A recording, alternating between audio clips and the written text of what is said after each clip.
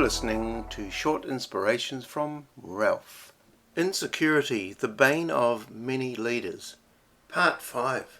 Another thing that I have learned over the years with regard to running a church and being a leader in that environment is that people really look for two things when they want to come to a church. One is that they want to belong to a family. They want to fit in to a place and not be on the outer. And secondly, a person wants security, a place where it is safe in an unsafe world. Richard Black, in his book Centered, that I've referred to before, calls those two things someone's outer world. They are deep needs that all of us have. We want to belong somewhere. We want to be secure. We want to know that life is both predictable and manageable.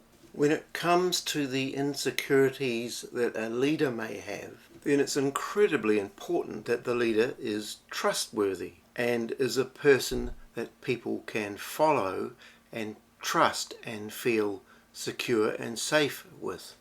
And if you came from a background that you learnt not to trust, that again can be amplified in your leadership.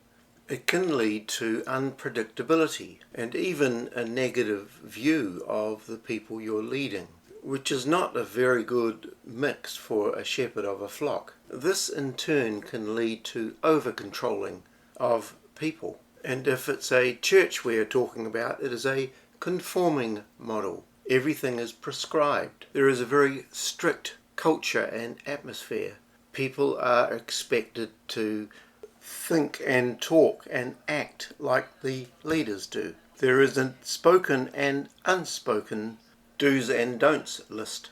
But behind this insecurity of a leader is fear. Fear that if they don't do it right, then no one else will, not even God.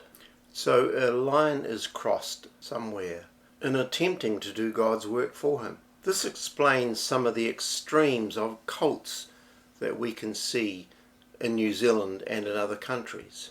And so a good leader will learn to trust people and leave the changing up to God. Proverbs 3, 5 and 6 comes into its own when we're thinking about this subject. It says, "Trust in the Lord completely and do not rely on your own opinions. With all your heart rely on him to guide you, and he will lead you in every decision you make. Become intimate with him in whatever you do, and he will lead you wherever you go." Verse 7 says, "Don't think for a moment that you know it all, for wisdom comes when you adore him with undivided devotion and avoid everything that's wrong." The second area that we talked about was belonging. We need to know that we fit and are anchored in a network of relationships. We need to know that we are not isolated or rejected, but in fact are accepted and loved. If a leader has experienced a life of relative loneliness and detachment and remote relationships, then this becomes a real work area for the leader.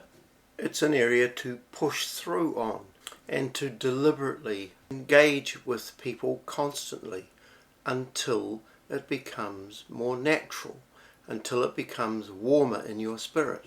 Otherwise, the church environment can be a coldish one, and the church may become one of those churches that are not strong in pastoral care, but are strong in teaching, for example, or prophecy, or evangelism. But ultimately, a church is a family, a place for the lonely, a place for those that are outside in the cold to be brought close to the fire, so to speak.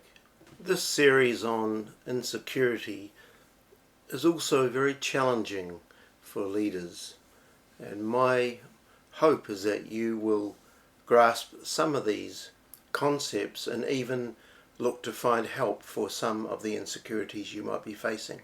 But remember this, all of us have insecurities. But what I'm saying is it's very helpful to identify some of them in our own lives, because they may also be blind spots. We can't see them. May God bless you today.